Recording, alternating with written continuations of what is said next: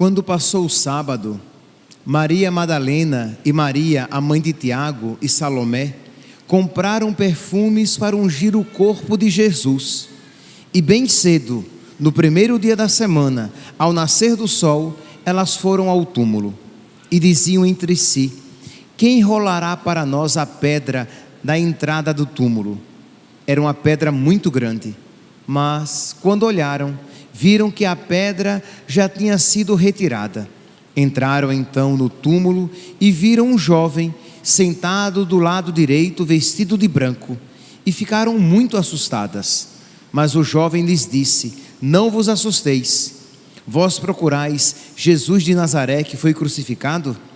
Ele ressuscitou, não está aqui. Vede o lugar onde o puseram.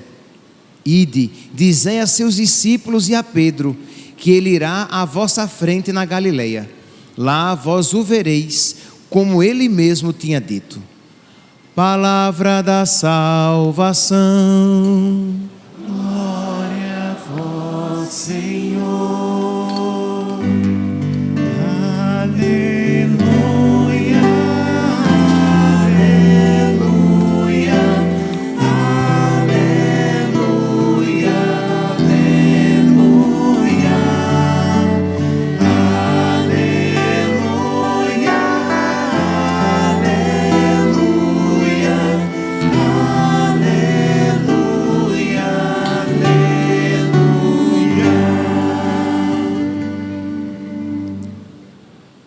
Caríssimos irmãos e irmãs, estamos celebrando a vigília pascal. Com esta celebração, nós iremos concluir o tríduo pascal.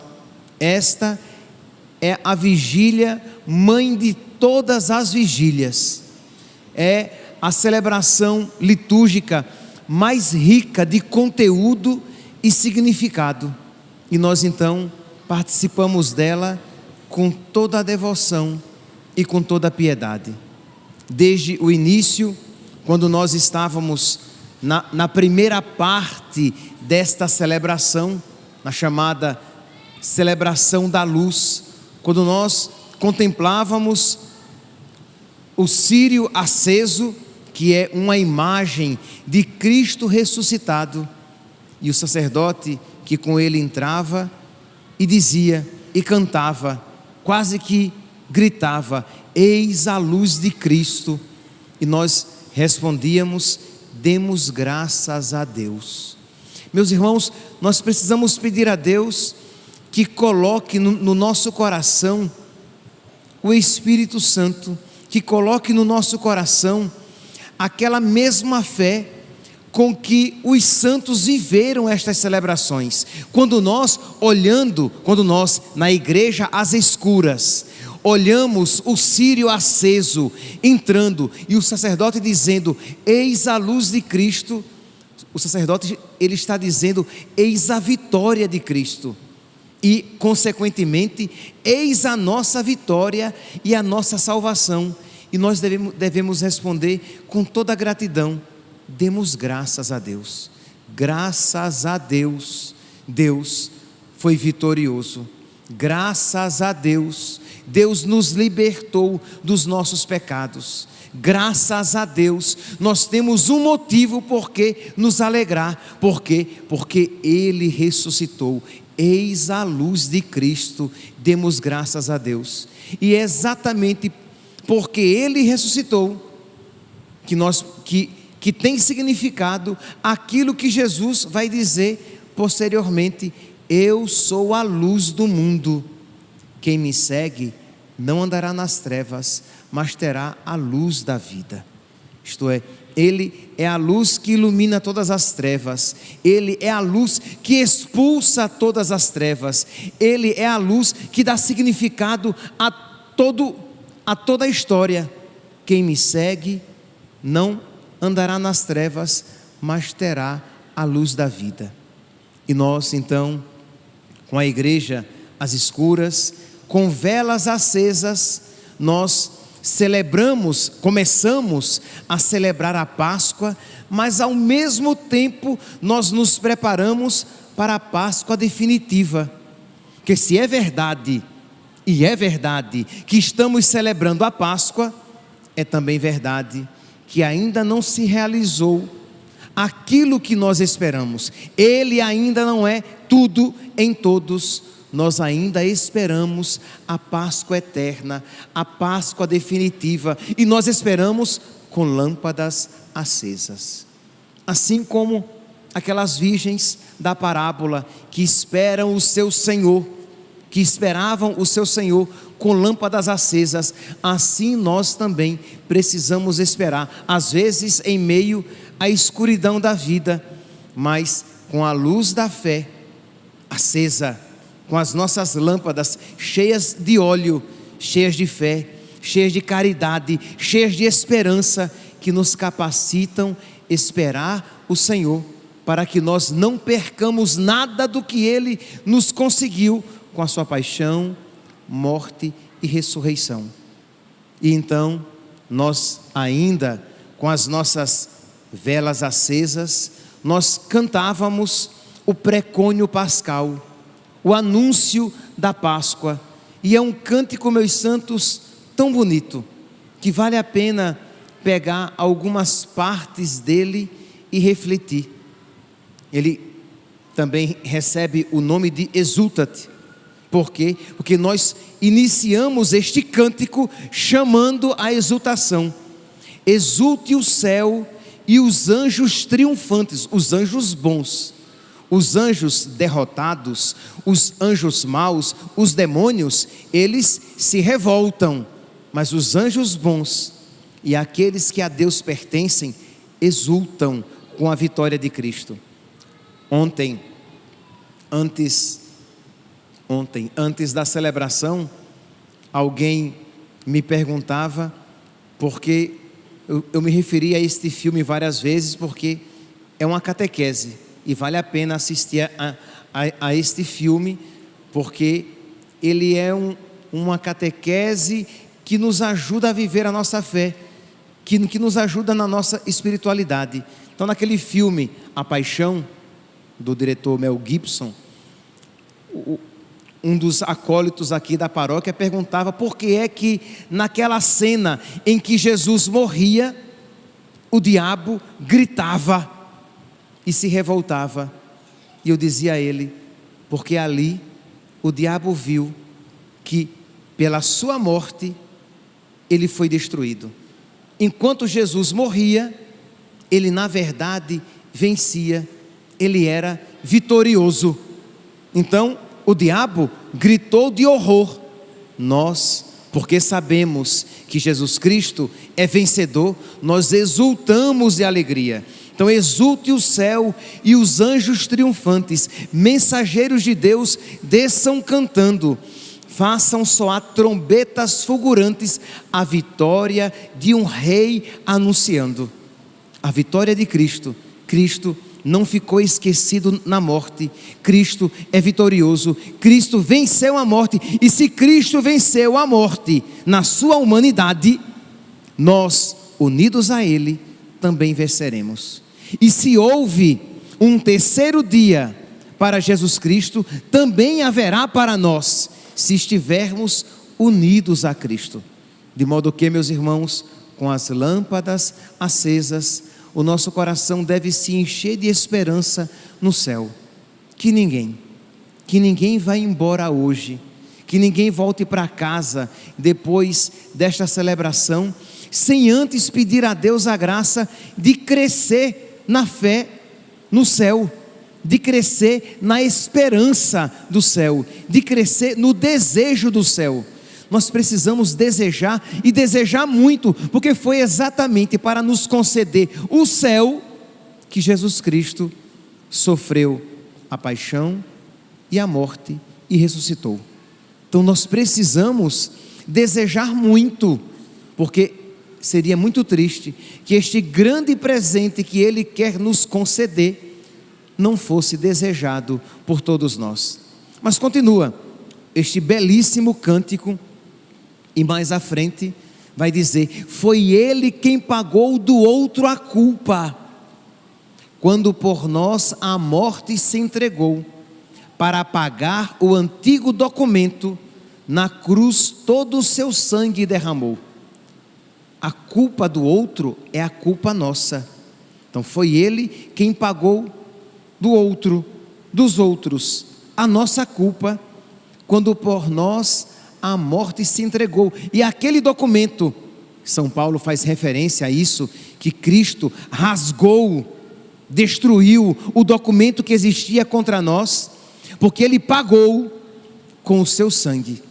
E quando nós vemos o pagamento para os nossos pecados, nós vemos duas coisas: como foi grave o nosso pecado, que teve como pagamento o sangue do nosso Deus, o sangue do nosso Redentor, e ao mesmo tempo, como é grande o seu amor, que derramou todo o seu sangue, não reservando para si nenhuma gota, para nos salvar. Meus irmãos, nós não podemos duvidar do seu amor. Pode ser que você, em plena vigília pascal, prestes, quer dizer, já entramos no tempo pascal, pode ser que o seu coração ainda esteja abatido por algum desânimo, por alguma tristeza, por algum sofrimento, por alguma tribulação, mas ao mesmo tempo, se agarre a esta verdade de fé, não de sentimento, de fé, e diga: Senhor, eu não quero duvidar do teu amor, eu não quero duvidar da tua providência na minha vida. Tu fizeste muito mais por mim. Quem faz o mais, faz o menos. Quem faz o que é mais difícil, faz aquilo que é mais fácil. Se Ele derramou todo o seu sangue por mim, por que Ele então não estaria comigo nos sofrimentos da minha vida? Então, redobrar a nossa confiança e a nossa gratidão, e não dar essa tristeza a nosso Senhor, porque a um coração que ama, não há maior tristeza do que a desconfiança do amor. Se você ama alguém, se você ama muito uma pessoa, e a pessoa desconfia do seu amor, isso dói muito, porque você ama muito aquela pessoa, e ela desconfia do seu amor, e ela não acredita nos seus gestos, ela fica sempre querendo que você prove que a ama mesmo, que a ama de verdade, fica sempre exigindo provas, porque ela desconfia da retidão das suas atitudes. Que nós não façamos isso com nosso Senhor, que nós, vendo o seu amor, que nós não duvidemos, mesmo que nós estejamos ainda passando por um vale de lágrimas. Mas continua: pois eis agora a Páscoa, nossa festa, em que o real Cordeiro se imolou, marcando nossas portas, nossas almas, com seu divino sangue nos salvou. Aqui faz referência àquela leitura que nós ouvimos na Quinta-feira Santa, a segunda leitura da Quinta-feira Santa, do capítulo 12 do livro do Êxodo, que fala da Páscoa dos judeus, que eles deveriam ter um cordeiro ou um cabrito, e eles iriam comer aquele cordeiro como sinal da sua Páscoa, da sua comunhão com Deus. E vai São Paulo dizer: Cristo é o verdadeiro cordeiro, Cristo, nossa Páscoa, foi imolado, e o sangue daquele cordeiro deveria marcar as portas das casas dos hebreus que estavam no Egito, na escravidão, de modo que quando o anjo exterminador passasse, ele iria poupar as portas marcadas pelo sangue do cordeiro. Pois bem, este cântico faz menção àquela realidade do Antigo Testamento, quando diz que: pois eis agora a Páscoa, nossa festa, em que o real Cordeiro se imolou, marcando nossas portas, nossas almas, marcando com o seu sangue, marcando com a sua graça, marcando com o seu Espírito. Quando nós, iremos daqui a pouco meditar sobre isso, quando nós somos batizados, os efeitos que Cristo alcançou com a sua paixão, morte e ressurreição, nos foram concedidos. Nós somos tornados filhos de Deus, herdeiro do céu, templo do Espírito Santo, membro da igreja, livre do pecado original. Nós recebemos uma marca indelével, uma marca indestrutível, uma marca que nunca será tirada. Filho de Deus, pertencemos a nosso Senhor. Nós temos um dono, nós temos um Senhor, uma marca, e esta marca deve servir de proteção para que o diabo, com as suas mentiras, com as suas propostas e as suas ilusões, não possa nos tocar, marcando nossas portas, nossas almas, com seu divino sangue nos salvou. Esta, Senhor, a noite em que do Egito retiraste os filhos de Israel, transpondo o mar vermelho a pé enxuto, rumo à terra onde corre leite e mel. Nós ouvimos hoje na terceira leitura da vigília, na terceira leitura do Antigo Testamento, que fala da passagem dos hebreus pelo mar vermelho a pé enxuto. E os padres da igreja vão dizer que aquela passagem do mar vermelho era apenas uma figura da nossa passagem do pecado, da escravidão para a graça, porque os hebreus passavam da escravidão do Egito para a terra prometida, e nós passamos do pecado para o céu. Percebe aqui, meus irmãos, quanta gratidão deve estar presente no nosso coração. Nós não podemos celebrar com indiferença, nós não podemos permitir que nada tire a devoção. E a devoção, ela não é sentimento. A devoção, ela é uma atitude que brota da fé. Quando você, contemplando esta verdade, com o seu intelecto iluminado pela graça, iluminado pela fé, você se regozija em nosso Senhor, você glorifica nosso Senhor, você agradece nosso Senhor por tudo que Ele lhe concedeu, não obstante o seu não merecimento. Então Ele, no dia do meu batismo, Ele me concedeu aquilo que Ele alcançou com a sua paixão, morte e ressurreição. Ele me fez passar ainda mais perfeitamente do que os hebreus que passaram pelo mar vermelho. Ele me fez passar do pecado para a graça. E nós, então, no início da celebração, cantando isso com as lâmpadas acesas, isto é, com fé, não apenas cantando com a boca, mas cantando com a alma, cantando com o nosso coração. Ó noite em que a coluna luminosa as trevas do pecado dissipou, aos que creem no Cristo em toda a terra, um povo eleito congregou. Nós somos povo de Deus, nós somos filhos de Deus, nós somos irmãos de nosso Senhor, nós somos cristãos, católicos. Que alegria, meus santos, que alegria. E isso não é soberba, isso não é prepotência, isso não é arrogância, isso é gratidão de quem recebeu uma grande riqueza, sabendo que dela não é merecedor.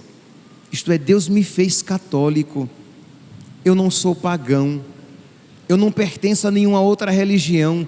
Deus me deu a graça. Benditos aqueles que vieram às nossas terras trazendo esta fé, trazendo a nossa fé. Benditos os portugueses, que Deus os abençoe, porque graças àqueles missionários, a fé em Cristo veio a nós, e nós podemos pertencer à igreja de Cristo. Que alegria, meus santos. Ó noite em que Jesus rompeu o inferno, em que Jesus destruiu o inferno, ao ressurgir da morte vencedor, de que nos valeria ter nascido, se não nos resgatasse em seu amor? Se Cristo não tivesse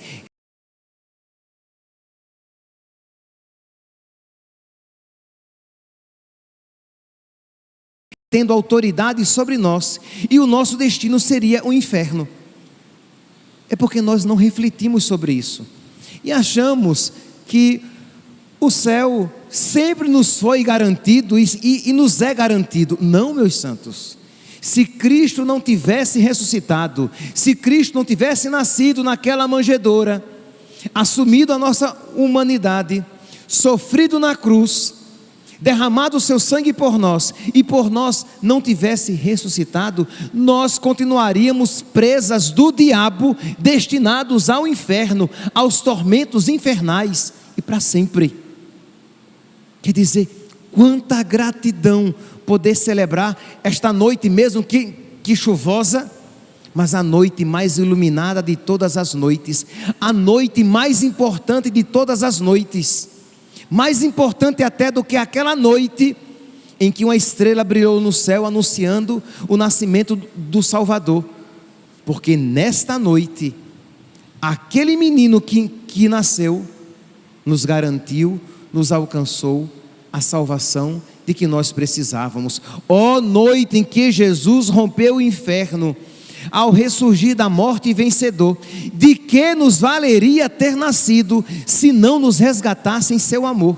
Jesus Cristo disse isso de uma outra maneira, quando disse: de que vale o homem ganhar o mundo inteiro e perder a sua alma?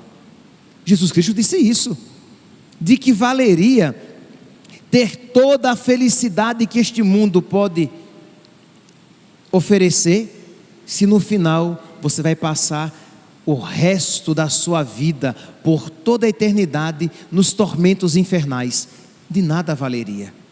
Pois bem, meus irmãos, com lâmpadas acesas, isto é, com fé, nós cantávamos, pela boca do sacerdote, todos vocês cantavam esta verdade, todos vocês diziam amém, é isso mesmo, é nisso que eu creio. Ó Deus, quão estupenda a caridade, isto é, quanto amor. Deus não precisava de nós, Deus não precisa da nossa companhia, Deus não precisa do nosso amor, mas porque nos ama, Ele quer precisar. Imagine, que grandeza, quão grande, quão estupenda, quão maravilhosa a caridade vemos no vosso gesto fulgurar. Não hesitais em dar o próprio Filho, para a culpa dos servos resgatar. Na segunda leitura da vigília de hoje, nós víamos Abraão subindo o monte Moriá, com o coração apertado, porque Deus tinha lhe pedido o seu filho, Isaque. Meus irmãos, se Abraão, que tinha pecado, teve o coração apertado, sofrido, quando pensou na possibilidade de entregar o seu filho, nós não podemos imaginar o aperto do coração do pai, ao oferecer o seu filho por nós. Quem faria? Não tem lógica. Você dá o seu filho para salvar o escravo? Não tem lógica. Pois foi isso que Deus fez. Ele deu o seu filho para nos salvar, e para salvar aqueles que estavam machucando e matando o seu filho. Quão estupenda a caridade, que nós não podemos compreender, mas nós podemos adorar, nós podemos glorificar, com velas acesas, cantar esta verdade de fé, cheios de gratidão no nosso coração, com o nosso coração cheio de gratidão. Ó pecado de Adão indispensável, pois o Cristo o dissolve em seu amor. Ó culpa tão feliz que há merecido a graça de um tão grande Redentor. Nós meditávamos sobre isso ontem. Aqui o cântico traz aquela frase de Santo Agostinho: ó culpa tão feliz, felix culpa. Por que ó culpa feliz? Porque o pecado foi uma felicidade? Não, mas porque Deus é estupendo em caridade, Ele nos concedeu, depois do pecado, algo muito maior do que aquilo que nós tínhamos perdido com o nosso pecado. Como Deus é bom, como Deus é bom. Meus irmãos, nós precisamos então viver esta celebração com o coração cheio de gratidão, que você agora mesmo, durante esta celebração, agradeça a Deus, ao invés de você reclamar o que não tem, e por não ter alcançado o que você já pediu, agradeça a Deus por todas estas graças concedidas. Agradeça a nosso Senhor a sua estupenda caridade, para que esta celebração seja fecunda na sua alma, senão você voltará tão duro, tão ressequido, tão endurecido no seu egoísmo, como aqui você entrou, e não deve ser assim. Pois bem, mas esta foi a primeira parte da celebração. A segunda parte, nós ouvimos a palavra de Deus, a história da salvação, nós ouvimos a maneira de Deus agir na história, e isso enche o nosso coração de fé, enche o nosso coração de esperança. A maneira de Deus agir, como Deus é bom, então nele eu posso confiar, porque se assim ele agiu na história, assim ele continuará agindo para o futuro. Se assim ele agiu no passado, assim ele continuará agindo no futuro. Nele nós podemos confiar. Vem a terceira parte desta celebração, que nós iremos começar depois da homilia, que era para ser curta. Depois da homilia, nós iremos começar a terceira parte, que é a liturgia batismal, em que nós iremos recordar o nosso batismo, em que nós iremos agradecer a Deus por sermos um povo batizado, em que nós iremos agradecer a Deus por todas as graças que Ele nos concedeu.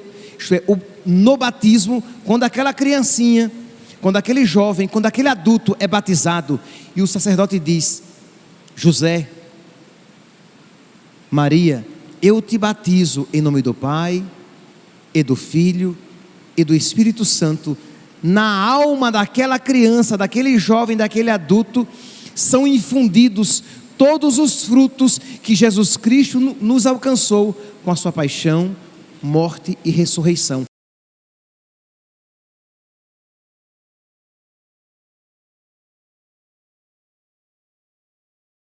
E nós, com toda a gratidão, iremos renovar a nossa fé, dizemos: cremos na Igreja Una, Santa, Católica e Apostólica. Nós iremos, com as velas acesas, renovar a nossa renúncia a Satanás e a todas as suas obras.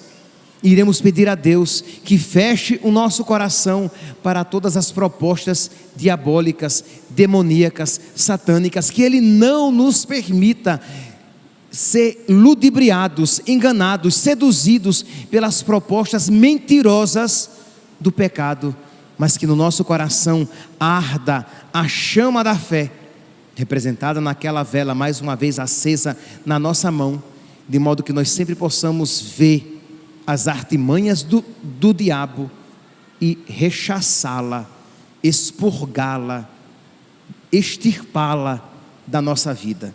Nós não queremos isso para nós. Nós queremos viver de fé, na obediência a Deus e aos seus mandamentos. Por isso renunciamos a todas as suas pompas, a todas as suas propostas, a todas as suas mentiras. E por fim, a quarta e última parte da celebração de hoje, a liturgia eucarística, em que nós iremos contemplar esta realidade do memorial do sacrifício de Cristo na cruz.